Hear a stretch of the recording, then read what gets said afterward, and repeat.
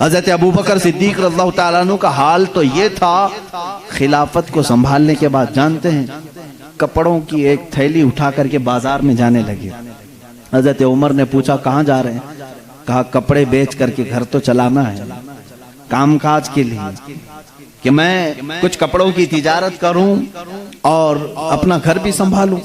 खिलाफत पर कायम होने के बाद मेरे अजीजों उस वक्त तक इस्लाम काफी दूर तक फैल चुका था। हजरत अबू बकर सिद्दीक रज़ियल्लाहु ताला अन्हु खलीफतुल मुस्लिमीन मुंतखब हो गए। गली के नुक्कड़ के कारपोरेटर नहीं, वो खलीफतुल मुस्लिमीन हैं। बावजूद उसके थैला उठा करके कपड़े बेचने के लिए जा रहे हैं तो सैयदना उमर फारूक रज़ियल्लाहु ताला अन्हु ने उन्हें रोक लिया। सारे सहाबा को जमा करके फिर इत्तेफाक हुआ इस बात पर कि बैतुल माल से खलीफा का वजीफा मुकर्रर किया जाए, वरना फिर खलीफा भी अगर दिन भर बाजार में काम करे तो खिलाफत के मामला कौन देखेगा। तो सब ने सबसे पहले बैतुल माल से वजीफा मुकर्रर किया हर महीने का। वो कितना था? वो चंद दिरहम में था। यहाँ तक कि बैतुल माल से हजरत अबू बकर सिद्दीक रज़ियल्लाहु ताला अन्हु को एक ऊँटनी मिली थी, एक प्याला मिला था, एक चादर मिली थी, 3 चीजें मिली थी।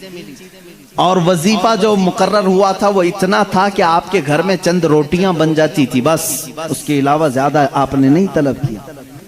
एक दिन आपकी अहलिया मोहतरमा ने आपसे कहा भी था कि खिलाफत के मामलात में सर सूख जाता है, कभी कुछ ठंडी मीठी ग़िज़ा भी खा ले। आपने क्या कहा? अपनी अहलिया से कहा मेरे पास इतने पैसे कहाँ हैं कि मैं शहद खरीद सकूं, घी खरीद सकूं। घी और शहद खरीदने के पैसे नहीं खलीफतुल मुस्लिमीन के पास। उनकी अहलिया ने कहा मेरे पास जमा किए हुए थोड़े पैसे हैं, वो ले जाइए, आप शहद और घी खरीद करके लाइए। कहा तुम्हारे पास कहाँ से आए? कहा जो आप महीने में देते हैं घर के खर्च के लिए, उसमें से थोड़ा थोड़ा बचा करके मैंने रखा है। औरतें थोड़ा थोड़ा बचाती रहती हैं। हजरत अबू बकर सिद्दीक रज़ियल्लाहु ताला अन्हु ने फरमाया लाओ उसको। वो ला करके दी, एक पूरी काफी उसमें दिरहम जमा हुए थे। हर महीने शायद थोड़ा थोड़ा वो जमाती हूँ।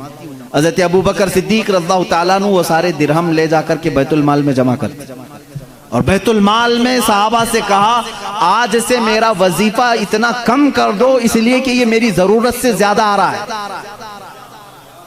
घर में मेरे बच रहा है, इसका मतलब जरूरत से ज्यादा आ रहा है, ये कम कर दिया जाए।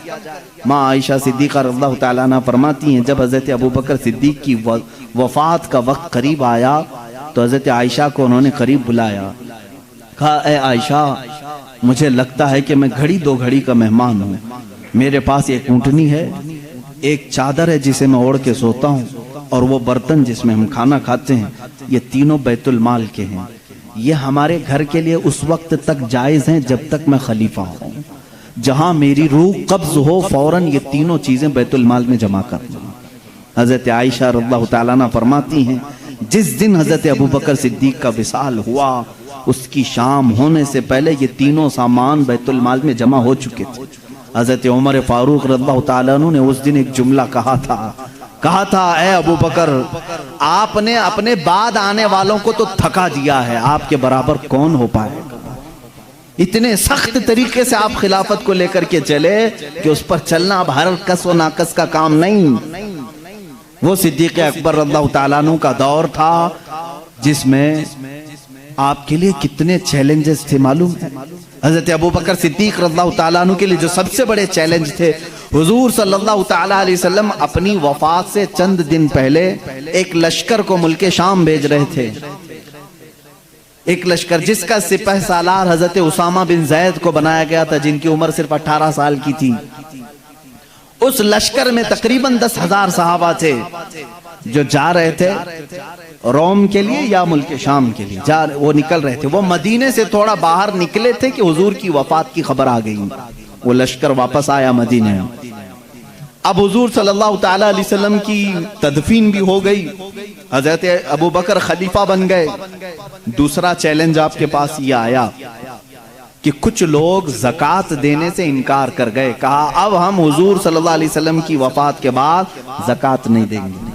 मानिईन ज़कात कहते हैं वो लोग इस्लाम के एक बुनियाद को छोड़ रहे थे। कहा हुजूर जब तक थे हम अपने मालों की ज़कात निकालते थे, अब नबी नहीं है तो अब ज़कात नहीं देंगे। यानी वो इस्लाम से बरगश्ता हो गए, छोड़ दिए। कुछ काफिर हो गए, उनका ये फितना भी उठ गया था। मदीने के आसपास के कुछ लोग, एक चैलेंज ये था। तीसरा एक चैलेंज था मुसैलमा कज़्ज़ाब, जो हुजूर सल्लल्लाहु अलैहि वसल्लम की वफात के बाद ही फौरन अपने नबी होने का दावा कर दिया। उसने कहा मैं नबी हूं मोहम्मद सल्लल्लाहु अलैहि वसल्लम, और उसने एक अच्छी खासी फौज भी जमा कर ली, पैसा था उसके पास, माल था।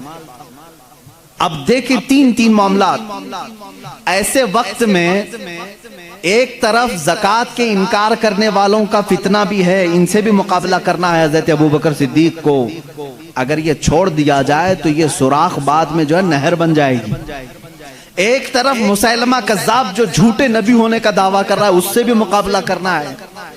और सहाबा इकराम, जाहिर सी बात है, दोनों अगर जंग छिड़ती है तो दोनों जगह फौज की जरूरत है।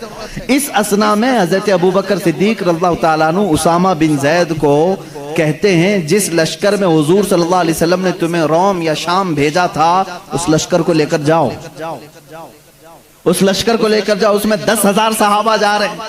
उस वक्त हजरत उमर फारूक ने कहा, ए अमीरुल मोमिनीन, खलीफतुल मुस्लिमीन, एक तरफ ज़कात के मुनकिरीन सर उठाए हुए हैं, एक तरफ मुसैलमा कज़्ज़ाब दज्जाल नबूवत का दावा कर बैठा है। ऐसे वक्त में आप उसामा बिन जैद को 10,000 का लश्कर देकर उस जगह भेज रहे हैं। उस जंग को कैंसल कर दें, अभी उसको रुकवा दें, यहाँ सहाबा की जरूरत पड़ेगी। हजरत अबू बकर की बात देखें, कहते हैं, ए उमर, तुम्हारी बात सही है, लेकिन मैं उस लश्कर को नहीं लौटा सकता जिसको रसूलुल्लाह ने रवाना किया था। हुजूर अकरम सल्लल्लाहु अलैहि वसल्लम अपनी जिंदगी के आखिरी लम्हात में जो लश्कर भेजे थे वो उसामा बिन जैद का लश्कर था।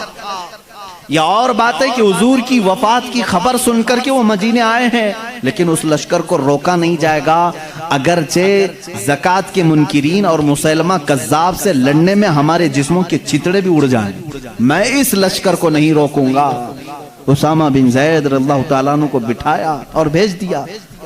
वो सहाबा जो उस लश्कर में थे सबको भेजा कि ये मेरे नबी की आखिरी ख्वाहिश थी, आखिरी जमाने में मेरे आका ने रवाना किया था। हजरत उसामा बिन जैद को जानते हैं किस तरह रवाना कर रहे हैं? जिस उम्र में सिद्दीक अकबर थे वो 60 साल की थी। 18 साल के जवान उसामा बिन जैद सिपाही सालार मुकर्रर हुए, उनको घोड़े पर बिठाया और उनके घोड़े की नाती रस्सी पकड़कर चलने लगे। खलीफतुल मुस्लिमीन है, सिपाही सालार को घोड़े पर बिठाकर रस्सी पकड़कर चलने लगे। वो उतर करके आ गए नीचे, उछल करके नीचे आए, कहा गजब हो गया, आप नीचे चल रहे हैं और मैं घोड़े की पीठ पर बैठूं। सिद्दीक अकबर रज़ियल्लाहु ताला अन्हु ने फरमाया, उसामा जल्दी से बैठ जाओ, ये न देखो कि मैं नीचे चल रहा हूं, बस ये देखो कि इस पीठ पर तुम्हें बिठाया रसूलुल्लाह ने, उस घोड़े की पुश्त पर तुम्हें अल्लाह के नबी ने बिठाया है। इसके बाद कोई और हो ही नहीं सकता तुम्हें इस पुश्त से नीचे उतार सके। ये सिद्दीक अकबर का जज्बा था। कहा, ए अमीरुल मोमिनीन, आप छोड़ दें, आप रुखसत कर दें, मदीने से बाहर तक आने की आपको जरूरत नहीं, ये लश्कर रवाना हो जाएगा, आप यहां से खुदा हाफिज कह दें। लेकिन हजरत अबू बकर सिद्दीक रज़ियल्लाहु ताला अन्हु रस्सी पकड़कर चलने लगे। कहा, उसामा बिन जैद, खिलाफत की जिम्मेदारी मेरे ऊपर आ गई, मैं मामलात संभालने में लग गया।